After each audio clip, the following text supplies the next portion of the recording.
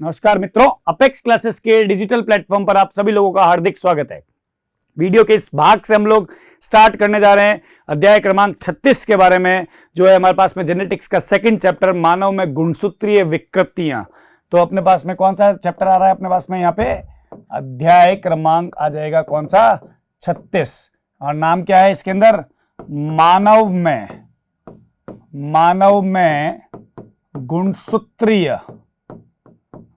में गुणसूत्रीय विकृतियां। क्या आ जाएगा? मानव में गुणसूत्रीय विकृतियां। ये हमारे पास अध्याय का नाम है, ठीक है। और इसके ऊपर ही हम लोग डिस्कस करने वाले हैं। सबसे पहले विकृतियों का मतलब होता है कुछ बीमारियां या डिजीज जिसके बारे में हम लोग बात करते हैं, वो हम लोग डिस्कस करेंगे आगे की कौन कौन सी बीमारी हमको इसके अंदर पढ़ने का है और कौन कौन सी चीज रहेगी हमारे पास में, वो सब डिस्कस हम लोग कर लेंगे। पर स्टिल यहां पे मैं आपको कहूंगा कि गुणसूत्र स्वतः जनन करने में सहायक होता है, ठीक है। याद रखना, कुछ पॉइंट्स अपन क्रोमोसोम्स यानी गुणसूत्र के बारे में लिखेंगे। तो पहला पॉइंट है अपने पास में कि गुणसूत्र जो है, गुणसूत्र स्वतः जनन करने या स्वतः कॉपी बनाने के लिए, किसके लिए आ जाएगा आपके पास में? स्वतः जनन करने में, जनन मतलब हो गया कॉपी बनाने में, स्वतः जनन में सक्षम धागेनुमा संरचना होती है। कैसी होती है? धागेनुमा संरचना होती है, ठीक है। क्या होती है? धागेनुमा संरचना होती है। गुणसूत्र स्वतः जनन करने में सक्षम धागेनुमा संरचना होती है। सर्वप्रथम हॉफमिस्टर नाम का साइंटिस्ट था। कौन सा था आपके पास में? सर्वप्रथम हॉफमिस्टर नाम का साइंटिस्ट था, ठीक है। क्या था आपके पास में? सर्वप्रथम हॉफमिस्टर नाम के साइंटिस्ट ने गुणसूत्रों को ट्रेडेंसकेशिया में, देखो हॉफमिस्टर नाम के साइंटिस्ट ने गुणसूत्रों को ट्रेडेंसकेशिया, किसमें? ट्रेडेंसकेशिया के पादप के पराग कणों में, किसमें? पराग कण होते हैं ना जो आगे वर्तिकाग्र पे जाते बेटा, ठीक है। पराग कणों की कोशिका में देखा था, पराग कणों की सेल में देखा था। ये आपके पास में है जो सेकंड पॉइंट रहेगा इसका। वाल्डेयर नाम के साइंटिस्ट ने इसको गुणसूत्र कहा था। किसने? वाल्डेयर ने इसे गुणसूत्र नाम दिया। तो यहां पे आ जाएगा, वाल्डेयर ने इसे गुणसूत्र नाम दिया। क्या दिया? गुणसूत्र नाम दिया, ठीक है। वाल्डेयर ने क्या किया? गुणसूत्र नाम दिया। और स्ट्रासबर्गर ने गुणसूत्र का वर्णन किया। ये साइंटिस्टों के नाम बहुत इंपॉर्टेंट है।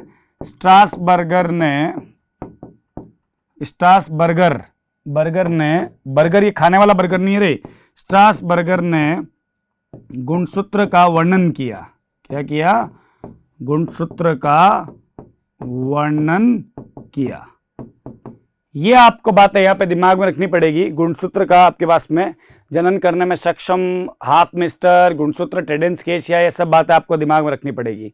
अब एक साइंटिस्ट और है जो सबसे इंपॉर्टेंट है इन सब में, वो है सट्टन एंड बोवेरी ने गुणसूत्रों की पर आनुवांशिक जीन उपस्थित रहते हैं, ये बात कही थी। बहुत इंपॉर्टेंट है। सट्टन व बोवेरी ने बताया या कहा कि गुणसूत्रों पर आनुवांशिक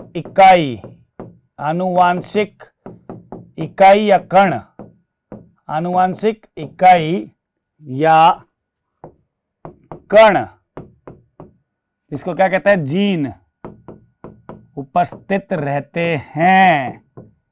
क्या रहते हैं? उपस्थित रहते हैं, ठीक है। सट्टन और बोवेरी साइंटिस्ट का नाम भी बहुत इंपॉर्टेंट है। इस परिकल्पना को सट्टन और बोवेरी की परिकल्पना कहा गया था बेटा। क्या कहा गया था? सट्टन और बोवेरी कंसेप्ट बोला गया है। तो अपन लोगों ने क्या कहा? गुणसूत्र जो है वो स्वतः जनन करने के लिए सक्षम है, धागेनुमा संरचना होती है। सर्वप्रथम हॉफमिस्टर नाम का साइंटिस्ट था, इसने गुणसूत्रों को ट्रेडेंसकेशिया प्लांट के अंदर, यह प्लांट के पराग कणों में की सेल्स में देखा था। वाल्डेन ने इनको क्रोमोसोम नाम दिया था। स्ट्रासबर्गर ने क्रोमोसोम यानी गुणसूत्र का वर्णन किया था। सट्टन और बोवेरी ने आपके पास में क्रोमोसोमल थ्योरी ऑफ इनहेरिटेंस दिया हुआ है, मतलब सट्टन और बोवेरी आपके पास में आ रहा है गुणसूत्र के आनुवंशिक इकाई यानी जीन गुणसूत्र पर उपस्थित होते हैं, ये बात सट्टन और बोवेरी ने कही थी। अब मैं आपके पास में बताना चाह रहा हूं गुणसूत्रों के प्रकार के बारे में। किसके बारे में बात कर रहा हूं मैं यहाँ पे आपके पास में? गुणसूत्र के प्रकार। तो यहाँ पे लिखता हूं मैं आपके पास में गुणसूत्र के प्रकार। ठीक है, क्या लिखता हूं मैं? गुणसूत्र के प्रकार। गुणसूत्र के 3 प्रकार होते हैं। कितने प्रकार होते हैं बेटा? 3 प्रकार होते हैं। 3 में से पहला प्रकार जो मैं लिख रहा हूं, यहां पे हेडिंग लगा रहा हूं, वो है आपके पास में वायरल गुणसूत्र।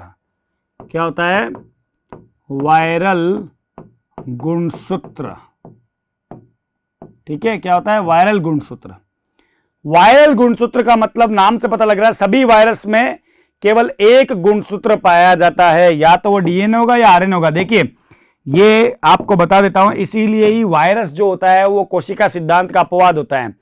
कोशिका सिद्धांत के अनुसार किसी कोशिका के अंदर डीएनए व आरएनए दोनों पाए जाते हैं, लेकिन आनुवंशिक पदार्थ दोनों में से कोई एक होता है, लेकिन पाए दोनों जाते हैं।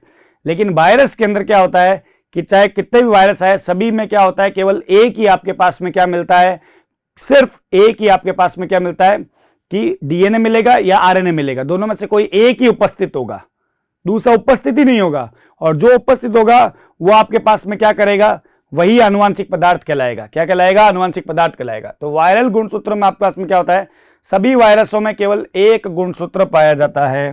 किसमें? सभी वायरस में। तो यहां पे आ जाएगा आपके पास में सभी वायरसों में केवल एक गुणसूत्र ही पाया जाता है। ठीक है ना, केवल एक गुणसूत्र पाया जाता है। ठीक है, और वो क्या होता है आपके पास में, जो कि डीएनए आरएनए का बना होता है। किसका होता है? जो कि डीएनए या आरएनए का बना होता है। ठीक है, क्या होता है? डीएनए या आरएनए का बना होता है। समझ रहे हैं मेरी बात को? आपको अगर थोड़ा कंफ्यूजन क्रिएट हो रहा है कि गुणसूत्र डीएनए आरएनए क्या है, तो बताता हूं। एक साइंटिस्ट आया था, रोजर कॉरनबर्ग नाम का साइंटिस्ट था। रोजर कॉरनबर्ग ने कहा था कि गुणसूत्र 2 चीजों से मिलकर बनता है, एक होता है डीएनए और दूसरा होता है आपके पास में कौन सा? Histone protein. क्या होता है? डीएनए होता है और एक कौन सा होता है आपके पास में? हिस्टोन प्रोटीन होता है। ठीक है ना, तो ये 2 चीज होती है। इसका मतलब डीएनए और हिस्टोन प्रोटीन आ रहा है। जिसके अंदर आरएनए होगा आनुवंशिक पदार्थ, उसमें गुणसूत्र आरएनए और हिस्टोन से मिलकर बना हुआ होगा, है ना। तो ये ध्यान रखना आप लोग। यहाँ पे सेकंड नंबर पे जो हमारे पास में प्रकार आ रहा है वो है प्रोकैरियोटिक गुणसूत्र। कौन सा है? प्रोकैरियोटिक गुणसूत्र। ठीक है, प्रोकैरियोटिक गुणसूत्र की बात कर रहे हैं अपन लोग यहाँ पे। प्रोकैरियोटिक गुणसूत्र में आपके पास में क्या होता है? प्रोकैरियोटिक कोशिका में गुणसूत्र की संख्या केवल एक ही होती है, जिसकी आकृति वर्तुल होती है। तो यहां पर भी यही हो गया कि क्या हो जाएगा, प्रोकैरियोटिक कोशिका में गुणसूत्रों की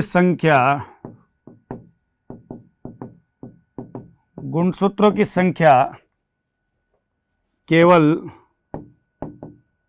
एक ही होती है। ठीक है, क्या होती है? केवल एक ही होती है, जिसकी आकृति वर्तुल होती है। क्या होती है? जिसकी आकृति वर्तुल। वर्तुल मतलब क्या हो गया आपके पास में? गोल। वर्तुल और आकार 25 से 100 माइक्रोन होता है। वर्तुल होती है वह आकार 25 से 100 माइक्रोन होता है। ठीक है, क्या होता है? 25 से 100 माइक्रोन तक होता है। ये ध्यान रखना आप लोग। यहाँ पे 3 नंबर पे मैं बात करता हूं, मेरे पास में आ रहा है वो है यूकैरियोटिक गुणसूत्र। क्या आ रहे हैं? यूकैरियोटिक गुणसूत्र। यूकैरियोटिक गुणसूत्र के अंदर क्या चीज हो रही है वो भी देख लीजिए आप लोग। यहाँ पे इन कोशिकाओं में गुणसूत्र केंद्रक के अंदर मिलता है। ठीक है, क्या मिलता है? केंद्रक के अंदर। तो यहां पे लिख लेंगे अपन, इन कोशिकाओं में गुणसूत्र केंद्रक के, क्या आ जाएगा? केंद्रक के अंदर पाया जाता है तथा ये किससे मिलेगा? तथा गुणसूत्र डीएनए व हिस्टोन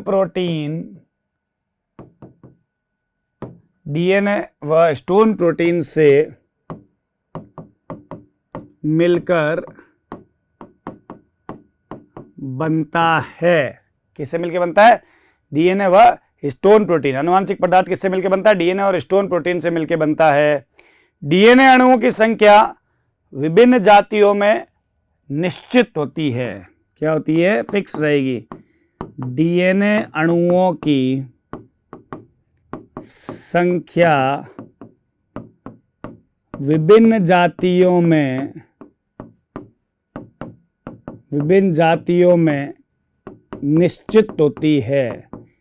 ये सब चीजें जो आपके पास में आ रही है, ये बड़ी थ्योरेटिकल चीजें हैं, इसलिए मैं फटाफट पॉइंट लिख रहा हूं। इसमें कोई समझाने वाली बात नहीं है। यहाँ डीएनए के नंबर फिक्स होते हैं, इसमें क्या डिबेट करें अपन। जैसे अगर मैं बात करूं तो आपके पास में निश्चित होती है। जैसे अपन एक बात करें, निमेटोडा है, जैसे अपन ने बात किया, जैसे एग्जांपल लेता हूं निमेटोडा। तो निमेटोडा के अंदर जो आपके पास में डीएनए रह रहा है, उसकी जो संख्या है आपके पास में वो 2 होती है। क्या होती है? निमेटोडा में कितनी है? 2। उसके अलावा मैं बात करूं, जैसे प्रोटोजोआ संघ के कुछ सदस्य है, ठीक है, कैसे? प्रोटोजोआ जिसमें अमीबा आता है, प्रोटोजोआ संघ के कुछ सदस्यों में, प्रोटोजोआ संघ के कुछ सदस्यों में डीएनए की संख्या कितनी रहती है आपके पास में? 1600 तक भी होती है। कितनी होती है? 1600। ठीक है, कितनी होती है? 1600 होती है। कभी कभी गुणसूत्र की निर्धारित संख्या में कुछ परिवर्तन भी आ जाते हैं बेटा, ठीक है ना। मतलब कई बार जैसे ये संख्या फिक्स है, मान लो 1600 है, तो इस संख्या में परिवर्तन आ गया, 1601 हो गया या 1599 हो गया, तो इससे क्या कहते हैं कि संख्या बढ़ भी सकती है और कम भी हो सकती है। इस अतिरिक्त गुणसूत्र अगर आ जाए यानी बढ़ जाए तो इसको बोलते हैं अधिसंख्यक गुणसूत्र। ठीक है, तो क्या हो जाता है आपके पास में, कभी कभी मेरे दिल में ख्याल आता है, ऐसा नहीं कह रहा हूं, कभी कभी गुणसूत्रों की संख्या में परिवर्तन भी आते हैं, भी होते हैं, जिससे क्या होता है, परिवर्तन भी होते हैं, जिससे क्या आ जाएगा आपका, कभी कभी गुणसूत्रों की संख्या में परिवर्तन होते हैं जिससे अतिरिक्त गुणसूत्र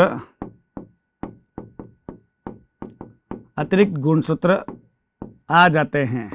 क्या आ जाते हैं? अतिरिक्त गुणसूत्र आ जाते हैं। इसे अधिसंख्य गुणसूत्र कहते हैं। क्या कहते हैं? अधिसंख्य गुणसूत्र कहते हैं। क्या कहते हैं?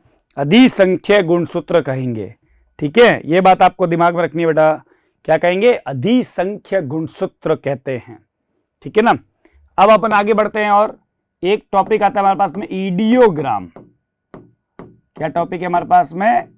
ईडियोग्राम का टॉपिक है। क्या होता है ईडियोग्राम, उसके बारे में भी चर्चा कर लेते हैं हम लोग कि व्हाट इज ईडियोग्राम।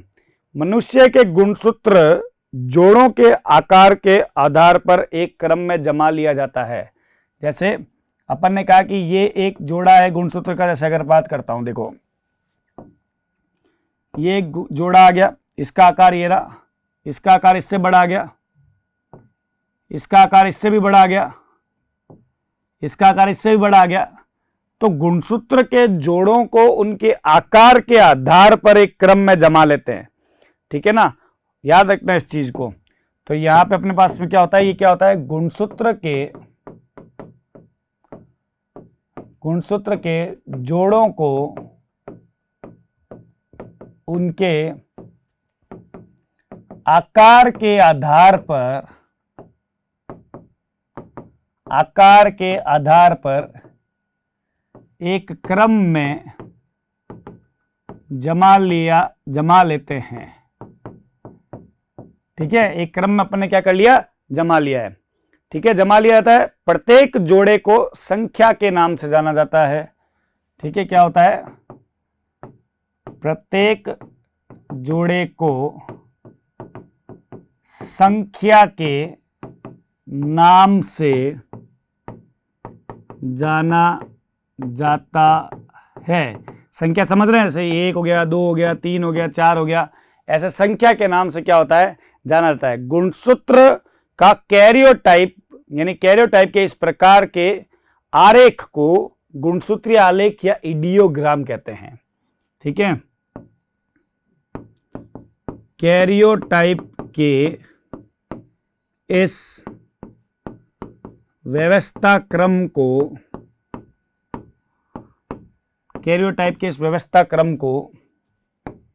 गुणसूत्रीय आलेख या इडियोग्राम कहते हैं।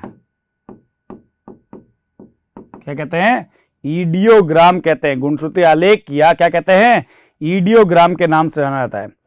इसके द्वारा गुणसूत्र के जोड़े में किसी प्रकार की त्रुटि की पहचान आसानी से कर सकते हैं। बाहर से देखेंगे पूरा पीछे तक दिखेगा, ठीक है, तो कहीं पे भी कोई एरर होगा तो अपन पहचान सकते हैं इससे।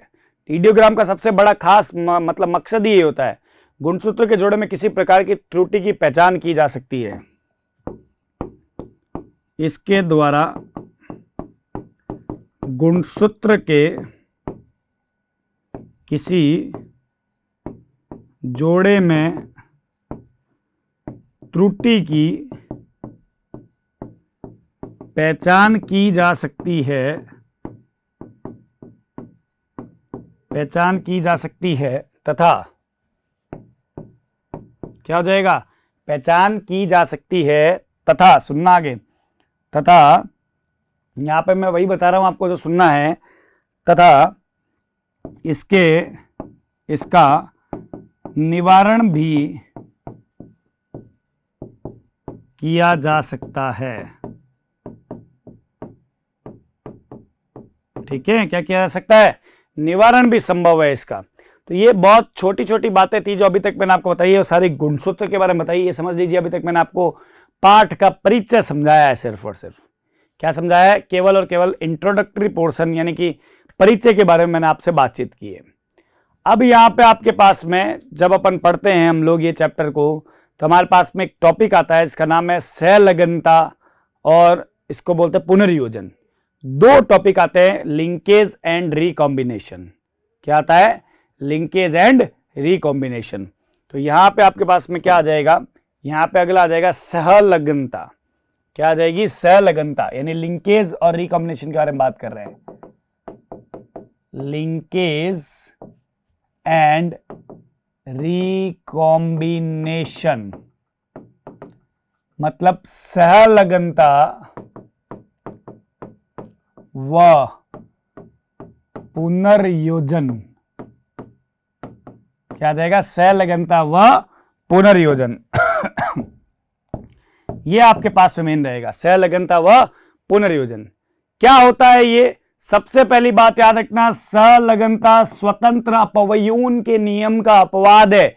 जो मेंडल का तीसरा नियम जो हमने पिछले वीडियो में मतलब पिछले चैप्टर के अंदर डिस्कस किया था, तो यहां पे क्या आ जाएगा, पहले ब्रैकेट में लिख देना, स्वतंत्र अपव्यून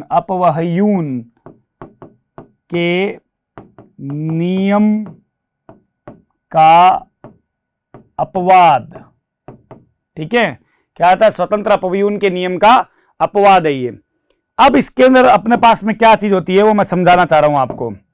सबसे पहले हमारे पास में सट्टन और बोवेरी नाम के साइंटिस्ट आए थे, उन्होंने जीन और गुणसूत्र के बीच में क्या किया था, संबंध बताया था। जीन और गुणसूत्र के मध्य संबंध बताया था, किसने, सट्टन और बोवेरी ने बताया था, और इस आधार पर सहलगनता की खोज की थी। सट्टन और बोवेरी साहब कहते हैं कि गुणसूत्र के ऊपर जीन चिपका हुआ होता है। क्या चिपका होता है, गुणसूत्र के ऊपर जीन चिपका हुआ होता है, और गुणसूत्र के ऊपर जीन का भौतिक रूप से चिपके रहना ही संलग्नता है। क्या है? संलग्नता है। ठीक है। स्वतंत्र अपव्यूहन का नियम कहता है कि प्रत्येक जीन को आजादी है कि वो वहां से निकल के किसी दूसरे गुणसूत्र या दूसरे जीन के साथ में कंबाइन होकर के एक नया कैरेक्टर डेवलप कर सकता है। लेकिन संलग्नता कहती है कि कई बार ऐसा होता है कि जीन आपस में बहुत पास पास में चिपके हुए होते हैं, तो वो उस गुणसूत्र से नहीं निकल पाते हैं, अर्थात कोई नया लक्षण नहीं प्रकट कर पाते हैं। समझो, इस वजह से ये क्या कहते हैं? संलग्नता कह रहे हैं। संलग्नता का तात्पर्य यह है गुणसूत्रों का भौतिक रूप से जीन पर चिपके होना। वापस रिपीट करता हूं, गुणसूत्रों का भौतिक रूप से जीन पर चिपके होना क्या कहलाता है? संलग्नता कहलाता है। क्या कहलाता है? संलग्नता कहलाता है। तो यहां पे सट्टन और बोवेरी ने सबसे पहले यहां पे खोज की थी अपने पास में किसकी? संलग्नता की। तो यहां पे अपने पास में यही आएगा कि सट्टन और बोवेरी दो साइंटिस्ट थे जिन्होंने जीन और गुणसूत्र के मध्य संबंध बताया था। ठीक है। तो पहला पॉइंट संलग्नता के बारे में यही है, सट्टन व बोवेरी ने जीन व गुणसूत्र के मध्य संबंध बताते हुए संलग्नता की खोज की। किसकी? संलग्नता की खोज की। ठीक है। क्या किया? संलग्नता की खोज की है। इसके अनुसार क्या होता है? जब अपन पढ़ते हैं ना मेंडल वाला, तो अर्धसूत्र विभाजन के समय गुणसूत्र के प्रत्येक जोड़े पैतृक और मात्रक सदस्य युग्म में स्वतंत्र रूप से वितरित होते रहते हैं। इसी कारण अलग अलग गुणसूत्रों पर स्थित जीन अलग अलग रूप से स्वतंत्र अपव्यूहित होता है। कैसे? जैसे मान लो कैपिटल टी स्मॉल टी है, कैपिटल टी स्मॉल टी, ये जीन होते थे। ठीक है। अब आप गुणसूत्र ले लो साथ में, कि मान लो ये आपके पास में एक गुणसूत्र है और ये आपके पास में एक गुणसूत्र है। इसी प्रकार से ये एक गुणसूत्र है और यहाँ पे ये एक गुणसूत्र है। अब हमारे पास में क्या था कि यहाँ पे हमारे पास में इस गुणसूत्र के ऊपर कैपिटल टी जीन है, इसके ऊपर स्मॉल टी है, इसके ऊपर भी कैपिटल टी स्मॉल टी है। अब यहां पे आपके पास में प्रत्येक जोड़े जो है आपके पास में स्वतंत्र रूप से वितरित है। अलग अलग गुणसूत्रों पे जीन जो है वो अलग अलग है। तो अब ये वाला जीन अगर इस वाले जीन के साथ में कंबाइन हो रहा है, ठीक है, तो ये क्या कर रहा है? स्मॉल टी वाला हो गया, है कि नहीं? ये स्वतंत्र अपव्यूहन का नियम होता है कि ये वाला जीन है वो आराम से इसके साथ में जुड़ सकता है, या ये वाला जीन है वो इसके साथ में जुड़ सकता है। तो प्रत्येक जीन को स्वतंत्रता है कि वो किसी अन्य गुणसूत्र के जीन के साथ में जुड़ करके एक जीन गुणसूत्र का जोड़ा बना दे और साथ में क्या कर दे? एक नया कैरेक्टर डेवलप कर दे। ये होता है स्वतंत्र अपव्यूहन का नियम। लेकिन संलग्नता कहती है कि इसमें थोड़ी रुकावट आ सकती है स्वतंत्र अपव्यूहन के अंदर। उसे पूर्व में मैं आपको ये बता देता हूं, यहां पे यही लिखना है हमको कि अधिकांश जो अपने पास में अपन बात करते हैं, क्या था सट्टन बोवेरी के अनुसार अर्धसूत्री विभाजन के समय, मैं आपको समझाता हूं, यहां पे लिखता हूं, मैंने समझा तो दिया है। क्या था? अर्धसूत्री विभाजन। क्या लिख रहा हूं मैं यहां पे आपके पास में? अर्धसूत्री विभाजन के समय पर क्या होता है आपके पास में? गुणसूत्र के प्रत्येक जोड़े, ठीक है, गुणसूत्र के प्रत्येक जोड़े क्या होते हैं? मतलब स्वतंत्र रूप से वितरित होते हैं। विभाजन के समय गुणसूत्र के प्रत्येक जोड़े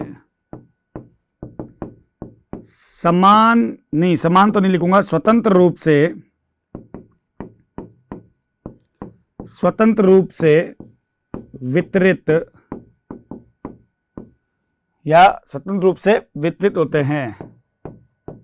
ठीक है, अलग अलग रूप से, याद रखना है। इसी कारण अलग अलग गुणसूत्रों पर स्थित जीनों का स्वतंत्र रूप से अपव्यूहन होता है। ठीक है ना, ये भी लाइन है।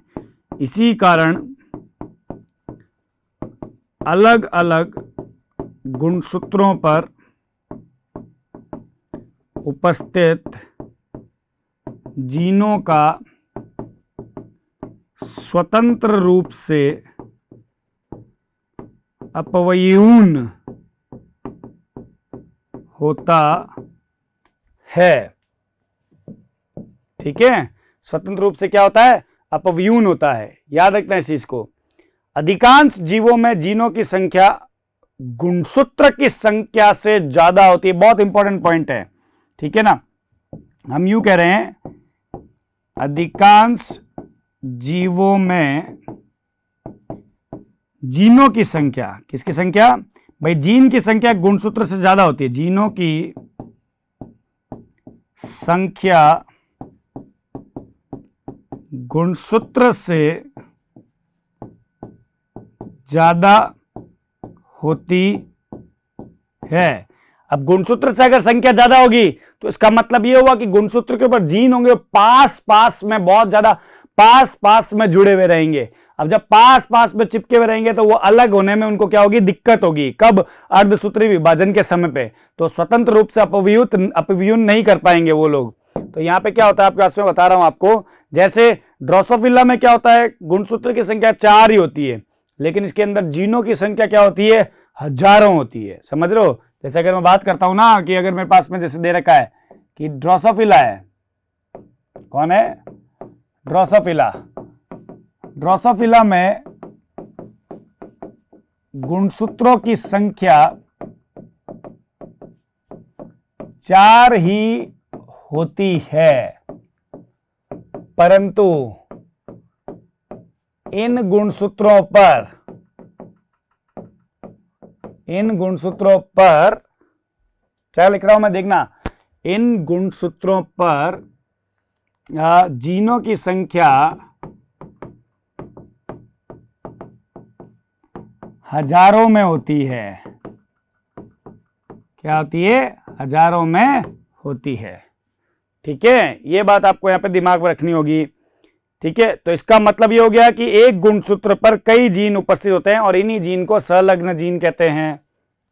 ठीक है ना, अर्थात क्या लिखूंगा मैं यहां पे, अर्थात एक गुणसूत्र पर बहुत या एक गुणसूत्र पर कई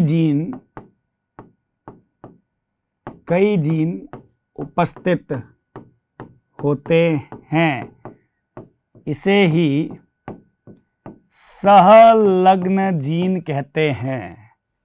क्या कहते हैं, संलग्न जीन कहते हैं।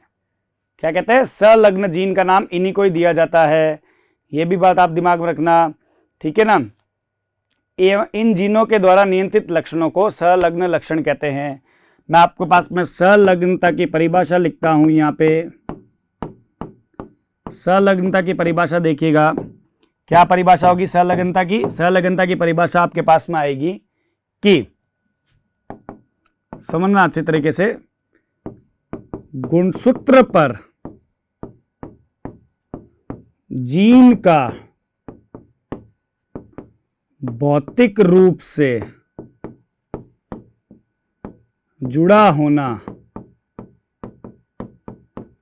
संलग्नता कहलाता है। क्या कहलाता है, संलग्नता कहलाता है। गुणसूत्र का जीन मतलब गुणसूत्र पर जीन का भौतिक रूप से जुड़ा होना संलग्नता कहलाता है। ठीक है, और संलग्न लक्षण होते हैं वो एक पीढ़ी से दूसरी पीढ़ी के साथ में एक साथ में वंशागत होते हैं। ठीक है, संलग्न लक्षण एक पीढ़ी से दूसरी पीढ़ी में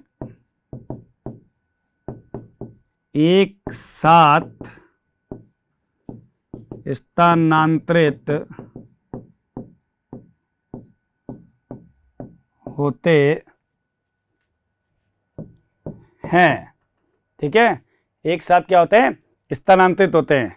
याद रखना, इसका मतलब उनमें स्वतंत्र अपव्यूहन का नियम कार्य नहीं करता है। ठीक है ना, याद रखना, अर्थात एक गुणसूत्र पर स्थित जीनों का सदैव स्वतंत्र रूप से अपव्यूहन नहीं होता है। अतः एक गुणसूत्र पर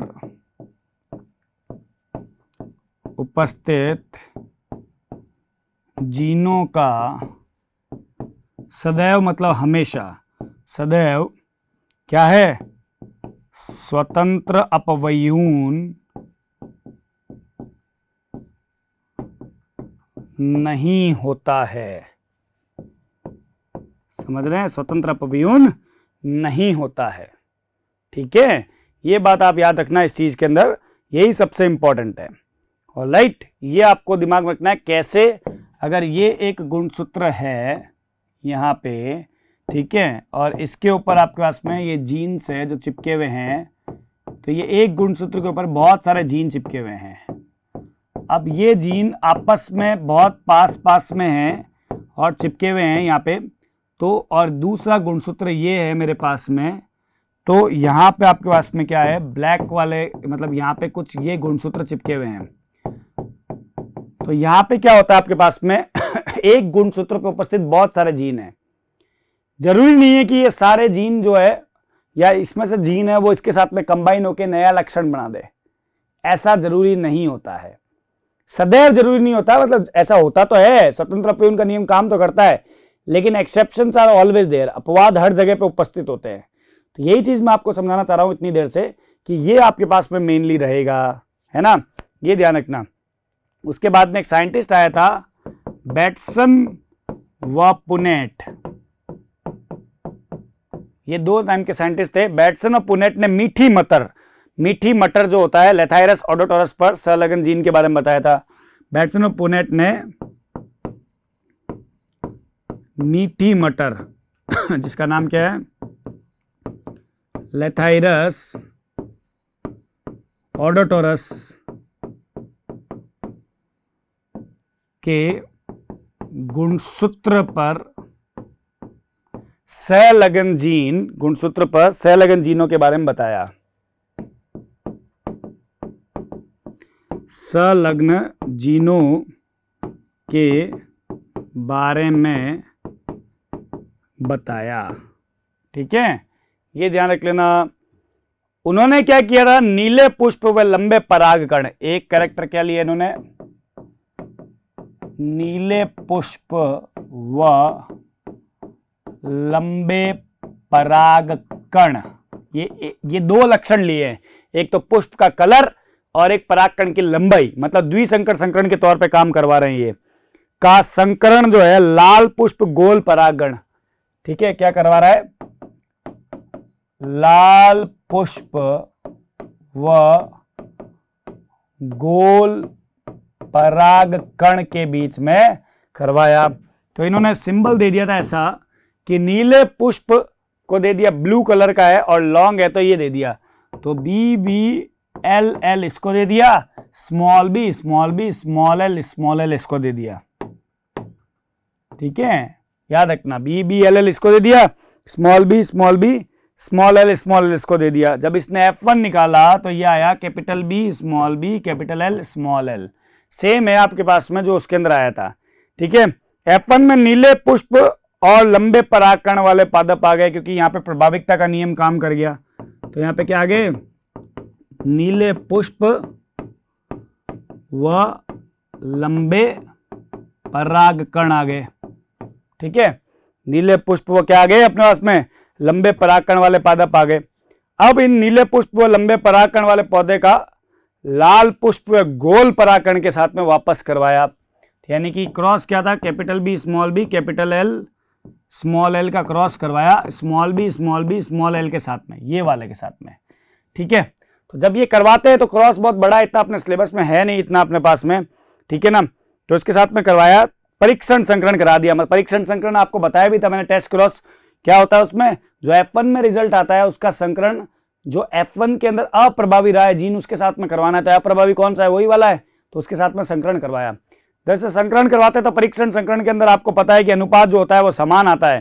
तो F2 में अगर इन्होंने संकरण कराया तो अपने हिसाब से परीक्षण संकरण में क्या आता है, 1:1 आता है जब अपन पढ़ रहे थे, लेकिन यहाँ पे आया 7:1:1:1:1। F2 के अंदर क्या है, 7:1:1:1:7, सॉरी, ठीक है, 7:1:1:1:7 आपके पास में आया, जिसमें आपके पास में मैं आपको बता देता हूं 7 कौन से क्या है। 7 जो आ रहे हैं आपके पास में वो है आपके पास में नीले पुष्प लंबे परागकण, एक जो आ रहा है आपके पास में वो है नीले पुष्प और क्या आ जाएगा आपके पास में, गोल परागकण, मतलब उसके साथ में कंबाइन और स्वतंत्र अपव्यूहन काम किया। एक और जो आ रहा है आपके पास में वो आ रहा है लाल पुष्प लंबे परागकण, और एक आ रहा है जो आपके पास में 7 नंबर पे 7वां आ रहा है, वह है लाल पुष्प व गोल परागकण। क्या आ रहा है, गोल परागकण। तो अगर इसमें अपन मात्र पादप की बात करें, मात्र मतलब पेरेंटल में कितने थे, पेरेंटल की बात करो तो ये पेरेंट के अंदर कैरेक्टर था और ये भी पेरेंट के अंदर कैरेक्टर था, और ये 2 नए कैरेक्टर आए। लेकिन अगर आप इसका अनुपात निकालोगे तो कितना आएगा, 14:2 आएगा। मतलब 14 अपने पास में मात्र पादप के यानी कि पुराने वाले लक्षण ही आ रहे हैं, और 2 क्या हुए हैं आपके पास में, नॉन पेरेंटल मतलब नए लक्षण प्रकट हुए। तो इससे क्या सिद्ध हुआ कि इसमें सहलग्नता देखी गई है, और इसमें सहलग्नता देखी गई है अर्थात मात्र पादप बहुत ज्यादा आ रहे हैं और जो नए लक्षण है वो बहुत ही कम आ रहे हैं। जबकि मेंडल के अनुसार जो होता है वो 10 जो होते हैं वो पुराने पादप के होते हैं और 6 जो होते हैं वो नए लक्षण आते हैं, है ना। लेकिन इसमें 14 पुराने ही हैं और 2 नए हैं। इसका मतलब यहाँ पे सहलग्नता प्रदर्शित हो रही है। अगर सहलग्नता प्रदर्शित नहीं होती है तो पुनर्योजन हो जाता है। पुनर्योजन से क्या तात्पर्य है कि अगर किसी क्रोमोसोम यानी गुणसूत्र पर जीन अगर भौतिक रूप से पास में उपस्थित नहीं है, यानी उनके बीच में दूरी ज्यादा है, तो पुनर्योजन देखा जा सकता है। ठीक है ना। अगर सहलग्नता नहीं होगी तो ऑब्वियस सी बात है पुनर्योजन होगा, और जहां पुनर्योजन होगा वहां पे स्वतंत्र अपव्यूहन का नियम काम करेगा ही करेगा। स्टूडेंट्स, ये बात आपको यहाँ पे दिमाग में रखनी पड़ेगी। ठीक है ना, याद रखना ये जो नियम है, ये जो अनुपात है वो क्या है कि पालना नहीं करता है। किसकी पालना नहीं करता है, वो पालना नहीं करता है किसकी, मेंडल के स्वतंत्र अपव्यूहन के नियम की। स्टूडेंट्स, यही मैं आपको समझाना चाह रहा हूं। तो वीडियो के इस सेक्शन में हम लोगों ने सहलग्नता के बारे तक डिस्कस किया है। अगले वीडियो में हम लोग जीन विनिमय और कुछ गुणसूत्रीय विकृतियों के बारे में बात करना स्टार्ट करेंगे, है ना। जब तक के लिए आप इनको देखते रहिए, और बराबर मैंने इसलिए ही लिखा है सारा ताकि आप नोट्स बना सको। पहले का पोर्शन बहुत थ्योरेटिकल था, अब धीरे धीरे आपके पास में एक अच्छा टॉपिक वापस से स्टार्ट होगा। जब आप डिसऑर्डर्स यानी कि विकृतियों के बारे में अध्ययन करेंगे तब आपको और मजा आएगा। उम्मीद करता हूं कि आपको अभी भी मजा आया होगा। ठीक है ना, और ध्यान रखना इस चीज का कि आप नोट्स जरूर बनाते रहिए, आपके बहुत काम आएंगे। Right students, thank you very much. Subscribe करें हमारा apex classes edutech YouTube channel. साथ ही बेल आइकन को क्लिक करना बिल्कुल ना भूलें ताकि आगे आने वाले सभी यूट्यूब वीडियोस की अपडेटेड नोटिफिकेशंस सबसे पहले आपको मिले। Apex classes edutech, subscribe now.